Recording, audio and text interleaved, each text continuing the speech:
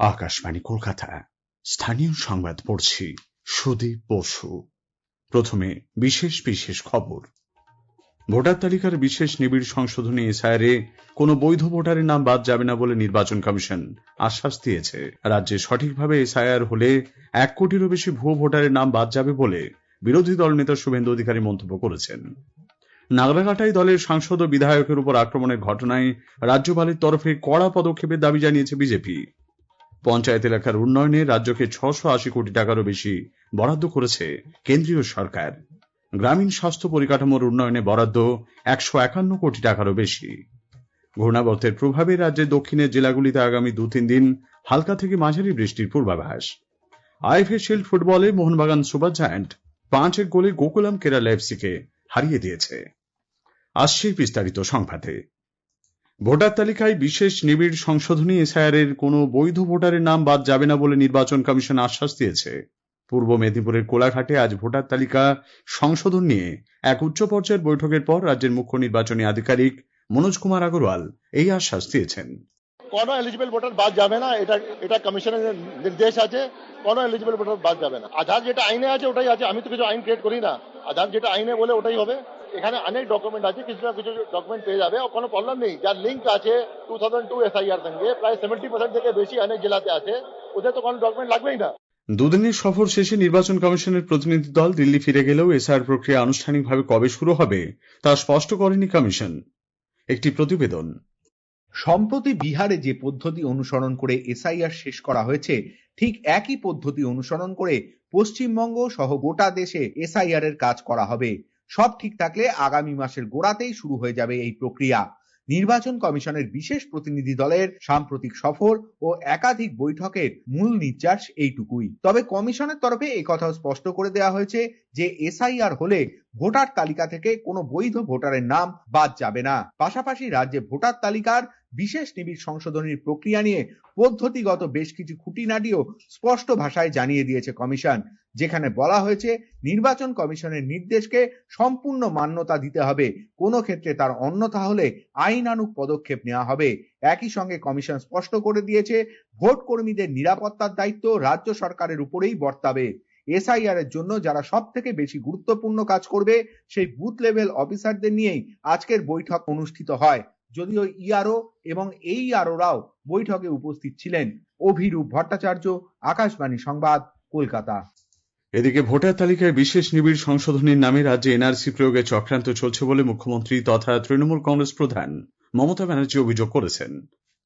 রাজ্যে সঠিকভাবে এসআইআর হলে 1 কোটিরও বেশি ভুয়ো ভোটারের নাম বাদ যাবে বলে বিরোধী দলনেতা শুভেন্দু অধিকারী মন্তব্য করেছেন। বাংলার বিস্তীর্ণ এলাকায় বহু বাংলাদেশি অবৈধভাবে প্রবেশ করে বসবাস করছে বলেও এদিন সাংবাদিকদের কাছে দাবি করেন তিনি। সমীক্ষার কাজ শুরু হলে বিজেপি সর্বতোভাবে কমিশনকে সাহায্য করবে বলেও শুভেন্দুবাবু জানিয়েছেন। এসআইআর প্রক্রিয়াকে স্বাগত জানিয়েছেন কেন্দ্রীয় প্রতিমন্ত্রী শান্তনু ঠাকুর।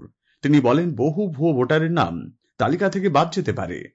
এসআইআর যদি বাস্তবে কার্যকারী হয় এখানে, তাহলে এই সরকারের কিন্তু কোনো প্রকার নিস্তার নেই। এসআইআর এ কমপক্ষে 1,20,00,000 মানুষ যারা অবৈধভাবে ভোটার হিসেবে পশ্চিমবঙ্গের মাটিতে আঁকড়ে ধরে বসে আছে, তারা কিন্তু বাদ যাবে। সেখানে রোহিঙ্গা মুসলিম, বাংলাদেশি মুসলিম, ভুতুরে ভোটার, এরা কিন্তু কোনোভাবেই পশ্চিমবঙ্গে আর ভোট দিতে পারবে না।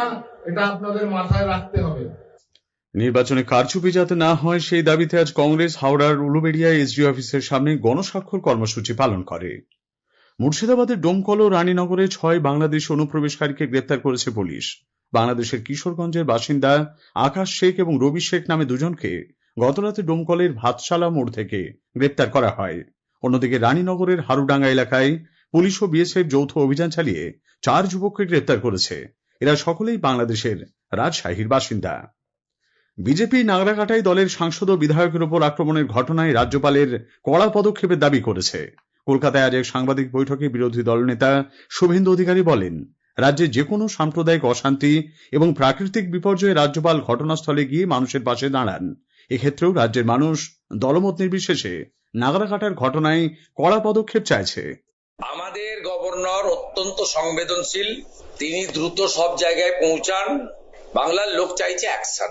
রিপোর্ট রাষ্ট্রপতিকে দিন, ভারত সরকারকে দিন, সে কাজটা ওনার।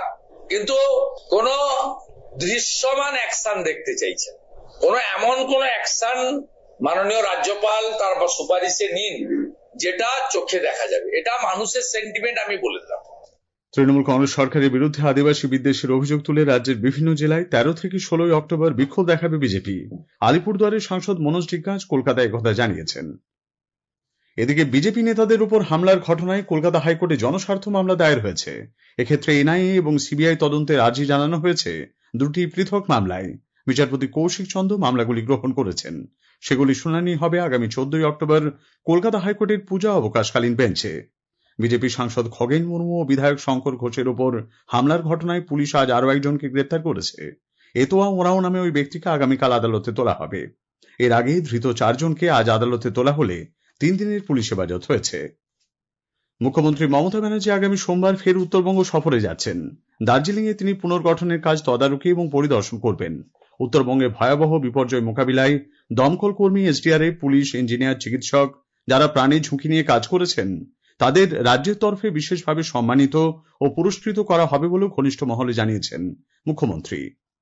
স্থানীয় সংবাদ শুনছেন আকাশবাণী কলকাতা কেন্দ্র থেকে। এখন বিজ্ঞাপন। আমাদের সংবাদ শোনা যাচ্ছে ইউটিউব চ্যানেল আকাশবাণী সংবাদ বাংলা, ফেসবুক, ইনস্টাগ্রাম আকাশবাণী সংবাদ কলকাতা এবং এক্স হ্যান্ডেল এআইআর নিউজ কলকাতাতে।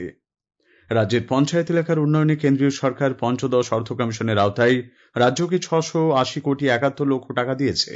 এই অর্থ রাজ্যে 3224টি গ্রাম পঞ্চায়েত, 335টি পঞ্চায়েত সমিতি ও 21টি জেলা পরিষদের আওতায় থাকা গ্রামীণ এলাকার উন্নয়নের কাজে ব্যবহার করা যাবে। অন্যদিকে গ্রামীণ স্বাস্থ্য পরিকাঠামোর উন্নয়নে কেন্দ্রীয় সরকার 151 কোটি টাকার বেশি বরাদ্দ করেছে। 12টি পার্শ্ব শিক্ষক সংগঠনের সমগ্র শিক্ষা বাঁচাও মঞ্চের নবান্ন অভিযানকে কেন্দ্র করে আজ ধর্মতলা চত্বর উত্তপ্ত হয়ে ওঠে। শূন্য পদে নিয়োগ ছাড়াও বেতন বৃদ্ধির মতো নানা ইস্যুতে সরব হন শিক্ষকরা। বিক্ষোভকারীদের দাবি 2018 সালের শেষবার বেতন বৃদ্ধি করা হয়েছিল। এদিন শিয়ালদা থেকে শুরু হয় অভিযান। ধর্মতলায় পুলিশ মিছিল রুখে দিলে ব্যারিকেড ভেঙে ঢোকার চেষ্টা করেন প্রতিবাদী শিক্ষকরা। দ্রুত ব্যবস্থা না নেওয়া হলে আন্দোলন জোরদার করার হুঁশিয়ারি দিয়েছেন তারা। এদিকে বেতন বৃদ্ধি, প্রতি মাসে পে স্লিপ সহ 11 দফা দাবিতে হিডকোতে কর্মরত অস্থায়ী কর্মীরা আজ হিডকো ভবন ঘেরাও করে বিক্ষোভ দেখান। নাবালিকাকে ধর্ষণের অভিযোগে উত্তর দিনাজপুরের কুশমন্ডি থানার পুলিশ 5 জনকে গ্রেপ্তার করেছে। এদের মধ্যে এক নাবালকও রয়েছে। আজ তাদের আদালতে তোলা হলে ফাঁসির দাবিতে সরব হয় পরিবার। গত মঙ্গলবার রাতে লক্ষ্মী পুজোর মেলা থেকে বাড়ি ফেরার পথে অভিযুক্তরা 8ম শ্রেণীর ওই ছাত্রীকে ধর্ষণ করে বলে অভিযোগ। দক্ষিণ বাংলাদেশ এবং সংলগ্ন এলাকার উপর একটি ঘূর্ণাবর্ত তৈরি হয়েছে।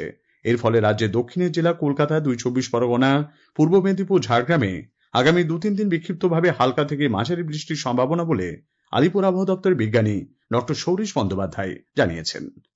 দক্ষিণবঙ্গের জন্য আগামী 2-3 দিন প্রধানত বিক্ষিপ্তভাবে হালকা থেকে মাঝারি ধরনের বৃষ্টিপাতের সম্ভাবনা রয়েছে।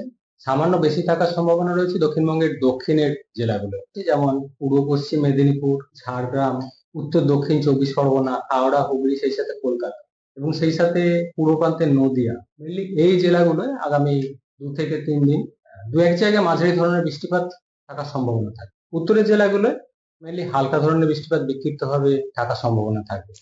কলকাতা মেট্রো নোয়াপাড়া স্টেশন লাগোয়া অংশে দক্ষিণেশ্বরমুখী আপ লাইনের কাছে আজ বিকেলে একটি গাছ ভেঙে পড়ায় প্রায় 40 মিনিট মেট্রো পরিষেবা ব্যাহত হয়। ব্যস্ত সময়ে বিভ্রাটের কারণে অসুবিধায় পড়েন যাত্রীরা।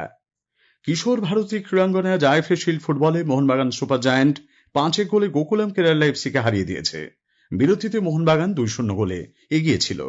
শেষ করার আগে খবরের বিশেষ কিছু অংশ আরও একবার।